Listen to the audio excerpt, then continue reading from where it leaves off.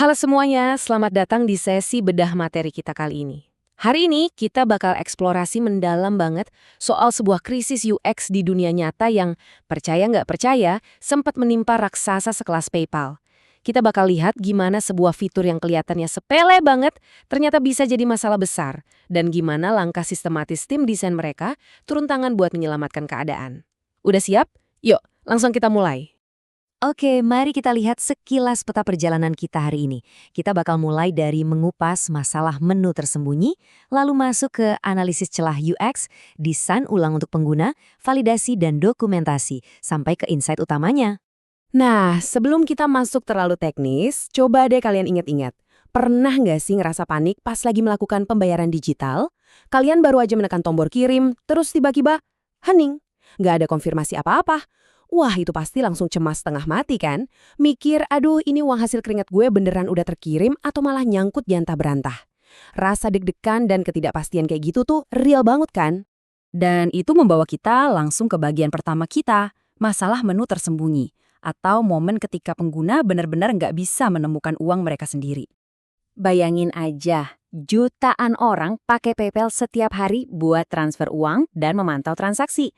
Tapi dalam kasus ini, pas mereka mau mengecek riwayat transaksi buat memastikan uangnya udah masuk, mereka malah kayak menabrak tembok besar. Waktu tim menjalankan usability testing, hasilnya tuh ibarat membaca daftar catatan kriminal dari sebuah desain. Pertama, riwayat transaksinya ternyata susah banget dicari. Pengguna benar-benar kebingungan letak menunya ada di mana. Ujung-ujungnya, mereka sering banget salah klik ke menu-menu lain yang nggak ada hubungannya. Dan parahnya lagi, waktu yang dihabiskan pengguna cuma buat nyari satu fitur ini tuh kelamaan banget. Nah, temuan-temuan tadi tuh bukan sekedar gangguan teknis receh ya. Dampaknya secara psikologis besar banget. Pengguna jadi mengalami tingkat frustrasi yang super tinggi. Dan kalian tahu sendiri kan, kalau aplikasi udah urusannya sama uang, frustrasi ini gampang banget berubah jadi hilangnya rasa percaya atau trust terhadap sistemnya. Pengguna jadi bener-bener ragu, ini transaksi gue barusan sebenarnya sukses atau gagal sih? Oke, lanjut ke bagian kedua. Sekarang kita masuk ke mode detektif buat menganalisis celah UX-nya. Jadi, apa sih yang sebenarnya bikin antarmuka ini gagal total melayani penggunanya? Kalau kita petakan masalah ini ke 4 prinsip dasar UX, wah pelanggarannya lumayan fatal nih. Pertama, visibilitas. Menu riwayat transaksinya sama sekali nggak kelihatan jelas. Kedua, affordance. Elemen desainnya gagal memberi petunjuk fungsi dengan baik. Ketiga, konsistensi. Label yang dipakai tuh bener-bener nggak familiar buat pengguna. Dan yang keempat, feedback atau umpan balik. Nggak ada indikator yang jelas buat mengarahkan pengguna setelah mereka berinteraksi.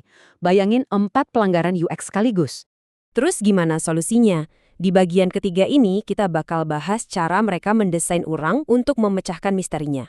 Tentu saja kita nggak berhenti di masalahnya doang. Coba kita perhatikan perbandingannya langsung nih. Di desain yang lama, labelnya cuma ditulis activity atau aktivitas. Letaknya pun disembunyikan. Ambigu banget kan? Aktivitas apa coba maksudnya? Nah, sekarang bandingin sama desain barunya. Labelnya dipertegas jadi transaction history atau riwayat transaksi. Langsung ke inti, jelas nggak pakai acara tebak-tebakan lagi. Dan yang jadi game changer banget, letaknya dipindahin langsung ke navigasi utama di bottom bar layar. Benar-benar di depan mata. Tapi sekedar ganti nama sama mindahin lokasi doang ternyata belum cukup. Tim desain juga menambahkan detail peningkatan visual biar penggunanya benar-benar dituntun dengan sempurna. Mereka memasukkan ikon transaksi yang spesifik plus highlight kalau menunya lagi aktif. Kontras warnanya juga dinaikkan biar lebih enak dibaca. Terus ditambahin tombol akses cepat, animasi transisi yang mulus banget, dan ini nih sentuhan empati yang cerdas banget menurut saya.